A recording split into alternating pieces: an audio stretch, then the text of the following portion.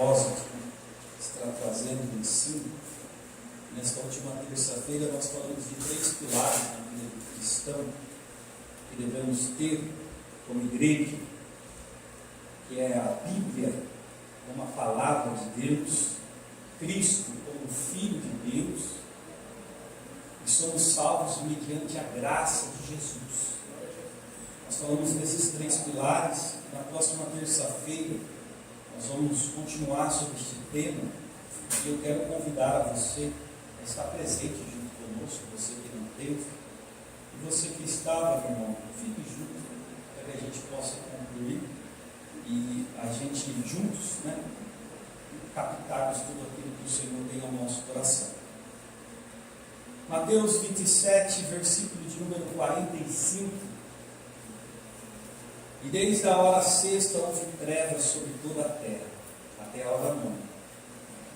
Perto da hora nona exclamou Jesus em alta voz, dizendo: Eli, Eli, lema sabachthani. Isto é, Deus meu, por que me desamparaste? E alguns dos que estavam ali, ouvindo isto, diziam: Este chama por Elias? E logo um deles, correndo, tomou uma esponja e embebedou em um vinagre, e pondo-a numa cana, dava-lhe de beber. E outros, porém, diziam: Deixa, vejamos se Elias vem livrá-lo. Jesus clamou outra vez em grande voz e entregou o seu espírito. E eis que o véu do templo se rasgou em 2, de alto a baixo. Tremeu a terra, fendeu-se as pedras e abriram-se os sepulcros, e muitos dos corpos de santos que dormiam foram ressuscitados. Aleluia. Maravilhoso Jesus, oh glória. A tua palavra, Senhor, fala ao nosso coração. Fala, Senhor, com a tua igreja, fala comigo nesta noite. Amém. Gostaria de retornar a este versículo, mais na conclusão da mensagem. Quero retroceder um pouco atrás, em um momento a qual Jesus, ele é saudado como rei, entrando na cidade, em uma jumenta, cumprindo-se aquilo que o profeta Isaías havia dito. E como em adoração o povo pegou folha das palmeiras e sacudiam, reverenciando a Jesus, o adorando e o recebendo como rei. E logo após que Jesus estava ali, ele teve com os líderes daquela cidade, e era chegada a hora de comemorar a Páscoa, a festa dos pães asmos. E Pedro, ele chega a Jesus e diz: Jesus, mestre, rabi, onde queres que preparemos a Páscoa? E Jesus diz a Pedro: Pedro, entra na cidade, verás um homem carregando um cântaro sobre a sua cabeça, segue ele até a sua casa, diga a ele: o mestre mandou-me vir aqui e pedir aonde ele pode comemorar a Páscoa. E ele vai te mostrar no tabernáculo, uma grande sala, um local onde ali é uma mobília nova, e ali nós iremos celebrar assim. E Pedro, ele entra na cidade e tudo cumpre-se exatamente como Jesus o dissera. E é um momento a qual todos estão alegres, porque a Páscoa, ela tem um significado forte no judaísmo, que é a saída, é a libertação dos judeus do Egito. É aquela transição onde eles estão comendo da Páscoa, onde Deus envia o Espírito à noite e tira a vida de todos os primogênitos. Havia um significado muito grande nessa festa. E Jesus, angustiado, e os seus discípulos ao redor da mesa, ele olha para eles e diz: vocês não vão mais festejar, até que o Filho do Homem, ó glória, ele volte. E ele pega o pão e diz: este é o meu corpo, que é partido por vós. E ele distribui para os seus e ele pega o cálice de vinho e ele diz: este é o meu sangue, o glória, que é derramado por amor de vós. Muitos deles talvez sem entender o que Jesus estava falando ali, talvez achando que era a carne, o corpo de Jesus, ou o sangue mesmo de Jesus, que eles deveriam comer e beber, e não entenderam muito a espiritualidade a qual Jesus estava dizendo, e eles começam a debater um com o outro, talvez para saber quem que poderia sentar à direita do Pai, ou qual era o maior e o menor do reino. E Jesus ali, vendo esse desejo ao coração deles, o glória, diz que no meio deles haveria um que iria traí-lo. Oh meu Deus, como esse Jesus é tremendo, oh glória. Judas angustiado, ele sai. E Jesus pega os seus discípulos como de costume, a palavra diz de como de costume. A gente vê que Jesus sempre subia a oração, e como de costume Jesus subiu a Getsêmani. E ali ele chama os seus discípulos: venha comigo, vamos orar, vamos interceder. Fica os seus discípulos ali, ele chama Pedro, João, Tiago, alguns discípulos que são mais próximos, vai um pouquinho à frente, então ele abre o seu coração e diz a eles que havia aflição e angústia, para que eles o ajudassem. E como um tiro de uma pedra, ele vai um pouco mais à frente, dobra o seu joelho, ele ora e chora, ora e chora, ora e chora, e volta novamente, e encontra os seus discípulos dormindo, e ele diz aos seus discípulos, aleluia, levantai e orai, não consegue velar comigo, sabem que o espírito está pronto, mas a carne é fraca. Eu acho que eles acordam ali, Jesus volta a segunda vez, ora e chora, volta de novo e de novo, talvez cansados, os discípulos estão dormindo, e Jesus volta para a oração, e vendo a angústia, o Pai envia um anjo para poder consolá-lo. Jesus ora e chora, a sua angústia é tanta, igreja, que o seu suor começa a se transformar em gotas de sangue, e a palavra nos diz que essas gotas, elas são tão grandes que escorrem sobre o seu rosto, até a orla dos seus pés.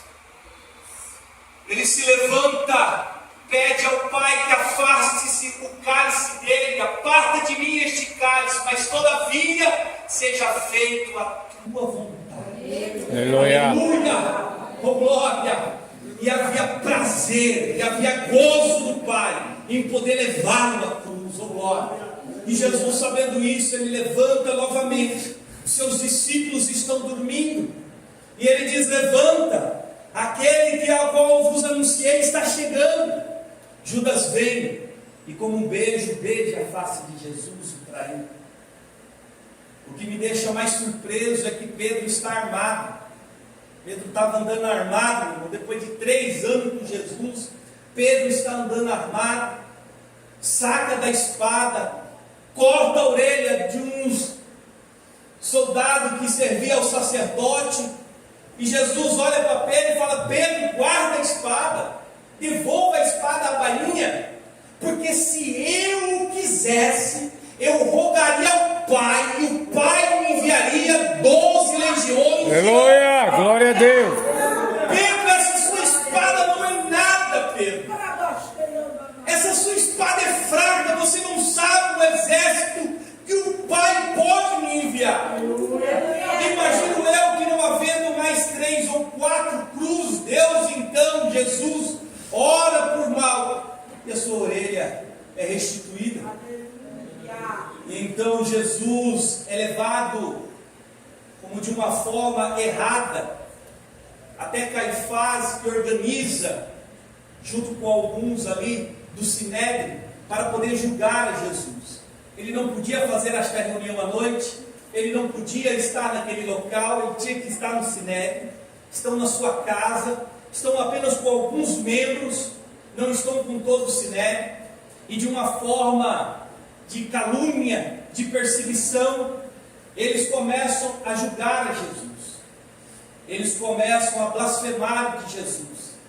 E Pedro, curioso, imagino eu, Pedro eu vou atrás, eu vou lá. E algum olha para ele e diz: olha, eu te conheço. Olha que eu já te vi já da igreja, hein? Você não é daqui não, hein? Ele olha e diz: imagina, nunca me viu. Eu não conheço este homem. Vai um pouquinho mais à frente, outro olha e diz: olha, esse seu jeito não me engana. Você é cristão, você é crente, você não é desse lugar. E ele diz: não, eu não o conheço. E ele vai um pouquinho mais à frente, a mulher olha para ele e fala: olha, essa sua fala mansa de Galileu não enrola ninguém. Você andava junto com ele, você estava junto com ele. E a palavra diz que ele começa a razoar, falar palavrão, xingar, amaldiçoar, dizendo: não, eu não o conheço. E naquele momento o galo canta. E Jesus olha para Pedro, o olhar, meu irmão, o olhar de Jesus. Aleluia. É o olhar que penetra a alma e o espírito. É aquele olhar de compaixão, de graça, de amor. Um olhar que não podia dizer nada, nenhuma palavra, mas estava dizendo tudo ao coração de Pedro. Aleluia. E aquilo trouxe uma angústia tão grande dentro do coração de Pedro, porque Jesus já havia dito que ele iria o negar. E aquilo trouxe a Pedro uma angústia tão grande, que depois lá na frente, Jesus vai resgatar Pedro. Porque aquilo machucou Pedro de tal forma, que Pedro saiu dali, e o que Jesus disse a Pedro, quando conheceu a Pedro, é: Pedro, agora tu serás pescador de homens. E o que Pedro faz? Pedro voltou de novo aos velhos costumes. Qualquer um, irmão, qualquer um que o aceita Jesus e desiste do caminho da salvação, ele volta de novo para o mesmo lugar aonde Jesus o tirar. O mesmo lugar da onde ele estava perdido. Está lá de novo Pedro pescando. Aleluia. Mas um pouco mais, retrocedendo aqui de novo. Aleluia. Jesus é levado a Pôncio Pilatos. Pôncio Pilatos interroga Jesus e percebe que o desejo deles não era político, mas era mais religioso, e que não ameaçava o reino romano e nem o império. E sabendo que Jesus veio da Galileia, e como a festa dos pães asmos, a festa de Pentecostes, ou a festa da Páscoa, era uma festa que atraía todos os judeus para Jerusalém, Herodes estava ali presente, e ele envia Jesus para Herodes. Quando Jesus chega até Herodes o começa a perguntar: tu és o Filho de Deus? Tu és o Rei dos Judeus? Começa a escarnecer, a blasfemar de Jesus. E Jesus, como ovelha muda, não respondia. Assim o disse: tu és rei. Meu reino não é desta terra. Herodes olha para aquele homem e diz: não, devolve para Pilatos. Quero nem saber dessa confusão religiosa entre os judeus. Devolve para Pilatos. E Pilatos, querendo fazer um meio de campo. Às vezes crente quer fazer um pouquinho de meio de campo, né? Agradar os parentes, agradar os amigos, agradar os irmãos da igreja. Mas nós temos que tomar uma posição, e muitas das vezes, ou melhor, sempre, essa posição não vai agradar aquele que não conhece o que é a cruz, não conhece o que é servir a Jesus, porque para eles é loucura a qual a vida que nós seguimos, é loucura tudo isso a qual nós pregamos. E ele volta e Pilatos fala: o que eu vou fazer com esse homem? Para agradar então, e para não ser injusto, como de costume, toda festa a gente leva 2 prisioneiros e os liberta, e vou colocar Barrabás, o pior, para poder Jesus ser livrado. Dou a Jesus algumas chicotadas e mando para casa. Mas nem Pilatos, nem Herodes, nem Judas e nem Caifás tinham controle da situação. controle da situação, mesmo que para eles não entendessem, era daquele a qual estava com seus pés e suas mãos acorrentados. Mesmo acorrentado, ele estava sob o controle da situação. Oh, glória. Aleluia, aleluia. E colocado à frente daquele povo, perguntam: a quem vocês querem? Barrabás ou Jesus? Sabe, todos os dias nós somos colocados também nesta escolha. Todos os dias, meu irmão. O pecado e a carne é colocado de um lado e Jesus do outro. E é você quem escolhe. Quantas das vezes nós escolhemos também Barrabás? Quantas das vezes nós escolhemos o outro lado também? Quantos desses que hoje estão aí pulando o carnaval, na festa da carne, da prostituição, estão hoje escolhendo a Barrabás e não escolhendo a Jesus? Não querendo rejeitar os prazeres da carne, mas estão lá festejando. Aleluia. Escolhe a Barrabás. Pilatos, em uma forma simbólica, pega uma água, lava suas mãos, dizendo: eu estou livre do sangue deste homem. Mas na verdade não estava, ele também precisava. É levado Jesus é chicoteado, escarnecido pelos soldados. Ali eles colocam uma túnica escarlate, onde os reis usavam para escarnecer a Jesus. Colocam uma coroa de espinho para reverenciar a Jesus como rei com aquela coroa. E agora é o momento de levar a Jesus pela via dolorosa até o Gólgota, onde ele seria crucificado. Jesus, estando machucado da forma ao qual havia sido açoitado e humilhado por aqueles soldados, não consegue carregar a cruz, e está passando ali Sirineu. Sirineu é forçado, Sirineu não é judeu, Sirineu é de outra terra, ele veio ali para a festa, é alguém que se converteu ao judaísmo, e ele está ali, porque com o judaísmo, no final, é sacrificado o animal, o sangue derrama-se pelo altar, o sacerdote passa o risoto, que é uma espécie de planta, sobre o sangue, e ele joga, em forma que aquela gota daquele sangue sobre a túnica dos homens que estão ali no templo adorando, caía aquela gota, e ele levava aquela túnica para casa, em forma de símbolo, dizendo: olha, foi representado os nossos pecados, está aqui a marca da túnica, o sangue do cordeiro, a qual foi sacrificado por justificação da nossa. Então o sacerdote passava ali e jogava aquele sangue, jogando, e Sirineu estava ali, porque ele era um judeu, e ele queria estar no templo, ele queria também levar esta gota de sangue até a sua casa, a sua família, e dizer para eles: viu, eu sacrifiquei, eu levei lá o sacrifício para a remissão do meu pecado, do seu pecado, da nossa família, está aqui a marca do sangue, está aqui o que representa o perdão dos nossos pecados. Mas o que Sirineu não sabia, glória, é que ele não iria simplesmente levar a gota, mas ele iria conhecer o Cordeiro de Deus, glória. Aleluia! E muito mais do que uma marca de sangue, uma gota na sua túnica, ele levou para a sua casa a marca, aleluia, o único que pode dizer: eu tenho a marca da cruz sobre os meus ombros, oh glória.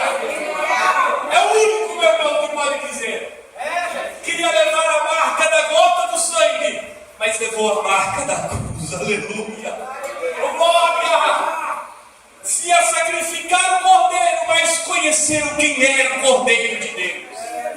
Você imagina, irmão, eu quero abrir um parênteses aqui. Sirineu chegando em casa, vendo a mulher olhando de longe o seu marido chegando, dizendo aos seus filhos: olha, seu pai está chegando, seu pai está vindo de Jerusalém, ele sacrificou, levou os nossos pecados para o perdão.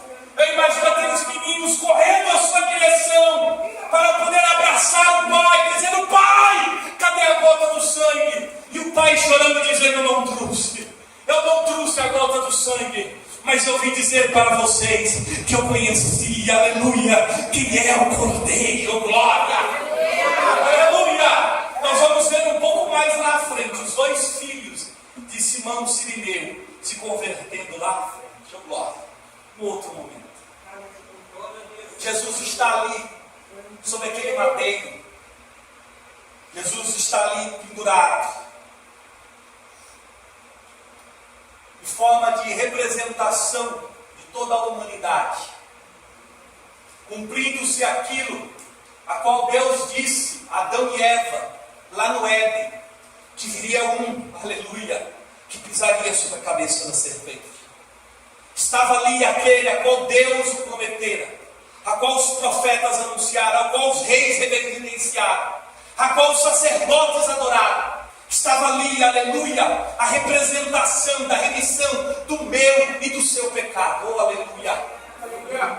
E quando Jesus, ele olha para o céu, e ele diz estas palavras, Lemi, Lemi, lema sabachthani, Deus meu, por que me desamparaste? Fala-se que houve prazer de Deus, houve alegria ao coração de Deus em moer o filho, aleluia. Houve prazer em Deus, e às vezes nós olhamos que havia uma guerra espiritual, que isso, e não tinha nada disso, irmãos.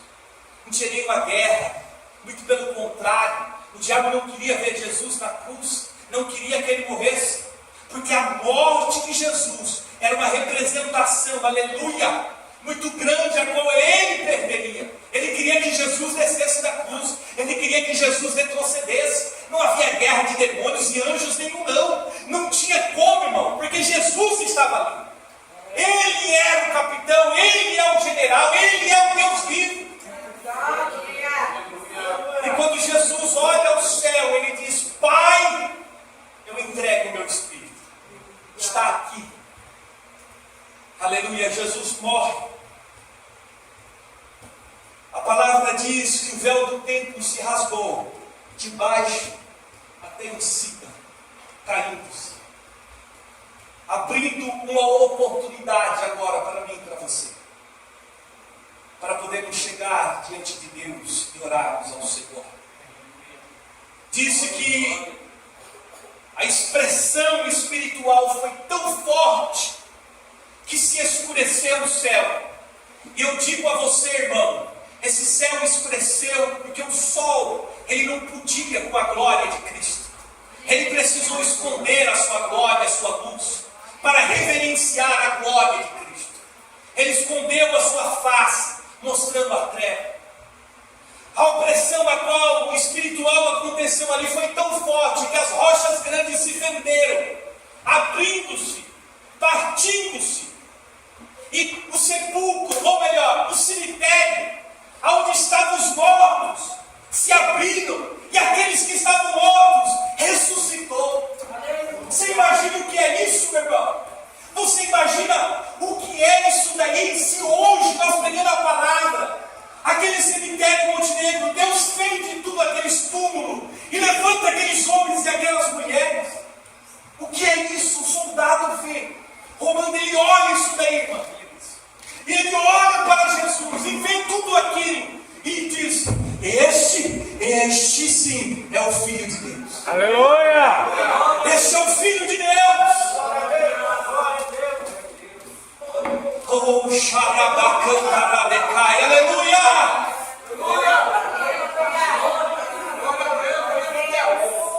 Não tem como essas coisas acontecerem. Eu imagino aquela cidade, acabou, irmão, a festa, acabou a Páscoa, todos aqueles que estavam ali agora julgando, eu imagino todo mundo em silêncio. Sabe, se o cristianismo ele acabasse aqui, seria um cristianismo de derrota, não haveria motivo nem para mim nem para você estar aqui.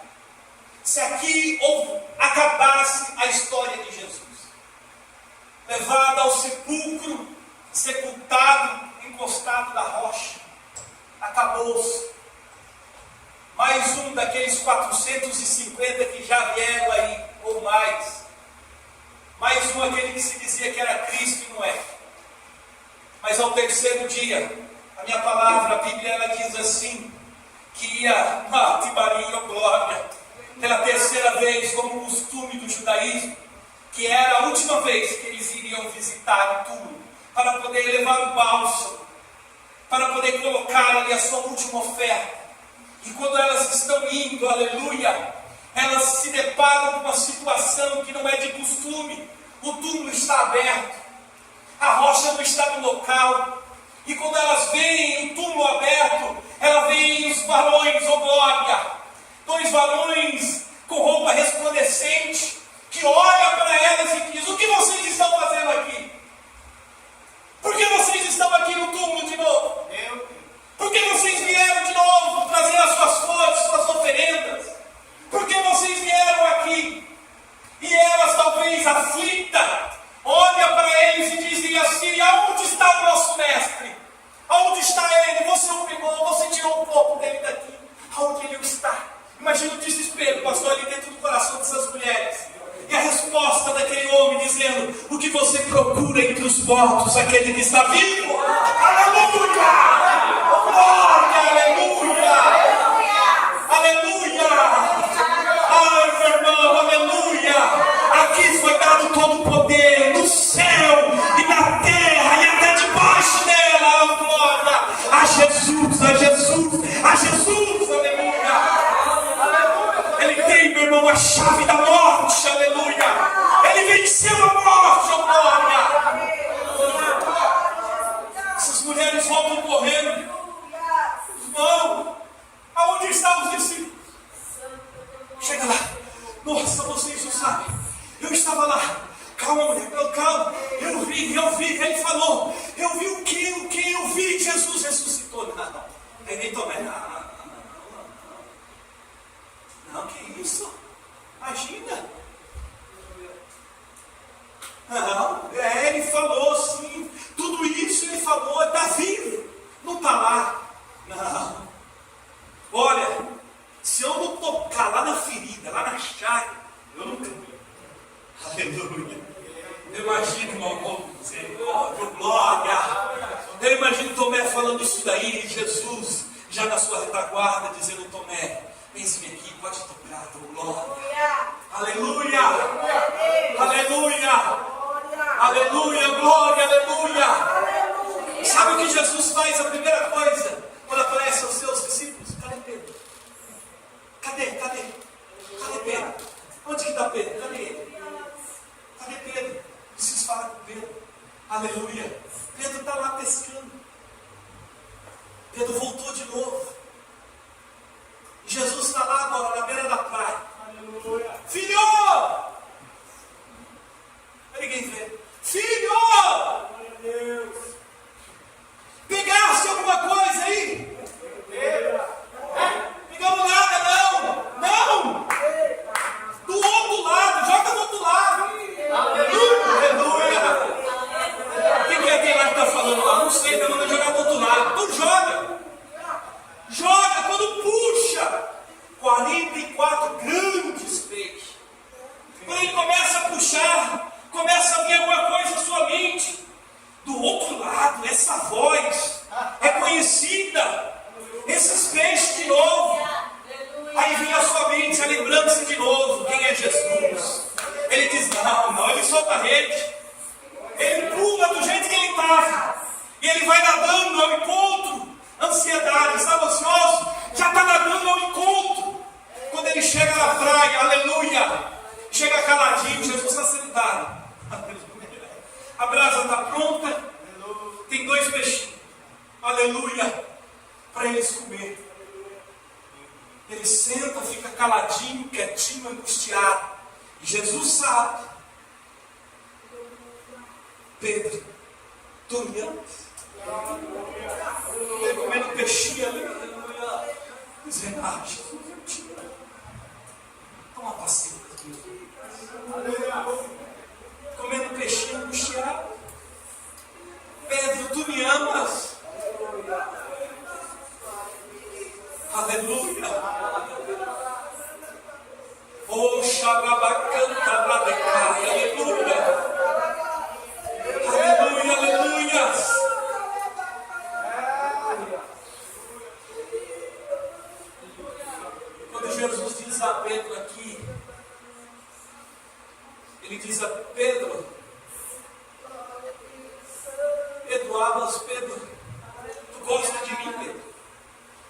Pedro diz a ele: sim, Senhor, eu gosto. E pela segunda vez diz a ele: Pedro, você me ama?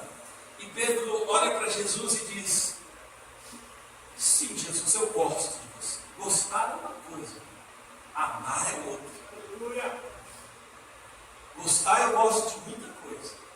Agora, falar para você que eu entrego a minha vida por amor a alguém, aí eu vou te dizer, acho que eu não vou conseguir fechar nem os dedos da minha mão, porque vão ser poucas essas pessoas. E pela terceira vez, Jesus pergunta para ele: Pedro, tu me amas? Ele entende o que Jesus está falando. E ele fala: Senhor, tu conheces tudo. Tu me conhecias lá no ventre, antes de ser gerado, lá na eternidade. O Senhor já me conhecia. O Senhor conhece tudo. E o Senhor sabe que eu te amo. Então, Pedro, apacenta as coisas. Sabe o que Jesus estava fazendo com Pedro? Curando ele. Curando as 3 vezes que ele negara Jesus. Curando aquilo que o inimigo fez com ele lá atrás, qual Jesus já viu alentado. Jesus está curando Pedro. Jesus curou Pedro de tal forma que quando Pedro ele foi ser morto, ele e a sua mulher, a história diz assim, que quando a sua mulher estava sendo queimada, e ela começou a gritar, o livro dos Mártires diz assim, que Pedro olhou para a sua mulher e diz: lembra-te do Senhor, lembra-te do Senhor, lembra-te. E ela entregou a sua vida. E quando ele viu a cruz, ele olhou para a cruz e disse: não, desse jeito aí eu não morro. Aleluia. Desse jeito aí eu não sou digno, não. Vira de ponta cabeça. Aleluia. Na primeira vez ele não estava preparado, mas na segunda ele não se sentia nem honrado para morrer igual a Jesus. Deus curou Pedro lá no profundo da sua alma. Aleluia. Sabe, irmão, há muitas feridas abertas dentro do nosso coração. Muitas feridas, não há palavras. Ninguém, nem o discípulo, nem a mãe de Jesus, ninguém iria conseguir curar o coração de Pedro. Só Jesus, aleluia. Há feridas dentro de nós que só Jesus para curar. Só Jesus lá dentro da nossa alma, do nosso íntimo, para poder trazer esta cura. Mas para isso, meu irmão, nós precisamos reconhecer, nós precisamos retornar a Ele. Precisamos abrir o nosso coração. Precisamos nos entregar o nosso devocional a Cristo novamente. Para Ele curar feridas de amargura dentro do nosso coração, dentro da nossa alma, glória a Deus. Lá no profundo, irmão, aleluia. Aleluia, aleluia. Sabe, seria uma pregação de tristeza, irmãos. Seria um filme de final triste, de amargura, e todo mundo saísse daqui. Mas o que essa geração não sabe, o que eles não conhecem, irmão, é Atos capítulo de número 1, a qual Jesus disse aos seus discípulos: viu, eu estou indo, mas eu volto. Eu vou ali e já volto. Porque eu vou lá preparar a festa. E quando tudo estiver pronto, eu vou voltar. Aguarda, me espera. Sabe qual a diferença da igreja primitiva e da igreja de hoje? Todos os dias eles esperavam por Jesus. Eles olhavam para o céu, começavam a chover, eles olhavam: Jesus vai voltar. Jesus está voltando. Aí eles vinham a propriedade. Eles não estavam mais preocupados com os prazeres da carne, eles queriam orar, jejuar, servir a Cristo, porque eles estavam esperando Jesus. A igreja de hoje não está esperando Jesus. Eles estão esperando o diploma da faculdade, a casa nova, o carro, ganhar mais. Não estão esperando mais Jesus. Aí sobe e ficam lá. Imagina, irmão, até eu ficaria com a boca aberta. Meu Deus, subiu nas nuvens. E aqueles 2 varões aparecem. O que vocês estão olhando para o alto, hein? O que vocês estão olhando com a boca aberta? Sabe alguma coisa? É isso que vocês viram subir. Da mesma maneira ele vai voltar. Sabe, meu irmão, quando ele voltar nas suas nuvens, aleluia, E Apocalipse diz que na sua coxa estará escrito o manto: Rei dos Reis e Senhor dos Senhores. Porque aquele primeiro, aquele era o Cordeiro. Aqueles eles colocaram a mão. Aquele eles levaram para o madeiro. Aquele, aleluia, o soldado bateu o chicote. Mas esse, aleluia, que vai voltar não é mais o Cordeiro. Este será o leão no glória. E no leão ninguém vai pôr a mão. Ninguém vai açoitar o leão. Ninguém vai bater no leão. Porque ele será rei. Aleluia, glória a Deus.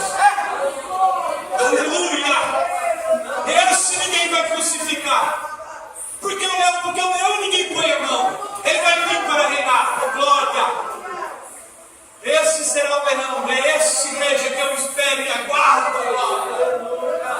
É esse que derramou o seu sangue. Aleluia, para a purificação dos nossos pecados. Que é o cálice. Que partiu o seu corpo, que foi açoitado. Que é a representação do pão. Que disse aos discípulos: acabou todas as festas. Não tem mais nenhuma festa. Há apenas um memorial. O que é um memorial? É isso que nós estamos fazendo, uma representação. É um memorial para lembrar qual foi o propósito do sangue e do pão, o corpo e o sangue. Por que, Jesus? Porque naquele grande dia, ao soar da primeira trombeta, nós nos encontraremos nos ares. Porque aqui é o memorial, mas lá vai ser festa, oh glória. Aqui é memorial, mas lá será festa. E aquele que não participar do corpo e do sangue também não fará parte. Não tem como entrar nessa festa. Meu irmão, Santa Ceia é algo espiritual muito forte na vida do cristão. Não é qualquer coisa, simplesmente mais um culto de sábado. Não, para com isso. Não tem festa junina, não tem festa para São Benedito. Aí vai, misericórdia. Vamos entrar nesses detalhes. Não tem, irmão. Há apenas um memorial para o cristão, que é a Santa Ceia. Só isso. E para nós deveria ser tratado como o principal culto. Teria que ser aquele culto a qual eu não posso perder de forma nenhuma. Mas hoje nós trocamos a Santa Ceia por um churrasco, por uma festa, por um aniversário, que muitas das vezes não é nem nosso filho nem parente, é um conhecido. E nós trocamos, não sabendo a representação espiritual, o que é a Santa Ceia. A Santa Ceia é um memorial do propósito da morte de Jesus. Porque se não fosse a morte de Jesus, meu irmão, nem eu e nem você teremos a graça. Sem a graça, irmão, não. Sem a graça não dá. Quando aquele céu abriu, que João Batista estava do lado, e o pai disse: eis meu filho amado, a quem eu tenho prazer. Esse é Jesus, a quem eu tenho prazer. O que o pai está dizendo? Só há prazer em Jesus. Ninja, não, de você não. Só Jesus. Para chegar naquele grande dia, como Jesus disse, a igreja diz Bíblia, que naquele grande dia ele vai pegar os que vencerem e vai apresentar ao Pai. Quando o Pai olhar para ele, ele tem que enxergar Cristo. Se ele não enxergar Cristo, não vai entrar no céu. Ele diz: não, você é filho meu, não. Tem que enxergar a Cristo. E por isso que Paulo fala: não vivo mais eu, mas Cristo vive em mim. Que Paulo está dizendo: eu não ando mais segundo a minha vontade, mas a